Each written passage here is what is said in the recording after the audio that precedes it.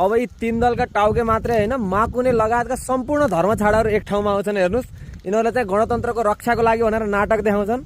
यिनीहरूलाई गणतन्त्रसँग केही लेनादेना छैन। हेर्नुस्, यिनीहरूलाई साँच्चीकै गणतन्त्रसँग लेनादेना हुन्थ्यो भने बालेन हर्क लगायत गणतन्त्रका सुन्दर फुलहरूलाई यिनीहरूले निमट्ने, काम गर्न नदिने, कुच्ने गर्दैनथे हैन। आफैले बनाएको संविधान आफैले मनपरी गर्ने हैन, न्यायपालिका, कार्यपालिका, व्यवस्थापिका लगायत सबैमा चाहिँ कब्जा धावा बोल्ने यिनीहरूले गर्दैनथे। यिनीहरूलाई चाहिँ त्यो रामचन्द्रको ठाउँमा ज्ञानेन्द्रलाई राख्ने यिनीहरूलाई केही समस्या छैन। हेर्नुहोस् हैन, राजा आए पनि काम चाहिँ पार्टीहरूले नै गर्ने भन्ने कुरा यिनीहरूलाई स्पष्टसँग थाहा छ। यिनीहरूलाई डर मात्रै भनेको के हो भने एउटा चाहिँ देशको धर्म संस्कृति मास्नको लागि अरबौं पैसा लिइयो विदेशीसँग। राजा आयो भने राजा आफू मात्रै आउँदैनन्, धर्म संस्कृतिको पनि कुरा गर्छन् र माथि माइबाबुहरूलाई के जवाफ दिने? हिजो त्यत्रो अरबौं पैसा त खाइयो, माइबाबुले त अब छेराउँछ हैन। यिनीहरूलाई डर भनेको यति हो। त्यही कुरालाई चाहिँ माथि हामीले कोसिस गरेको भन्ने देखाउनको लागि मात्रै भए पनि जसले विदेशसँग पैसा अथाह डर अरबौं पैसा ल्याछन्, यिनीहरू सब एक ठाउँमा आएर नाटक देखाउँछन् गणतन्त्रको लागि भन्दै।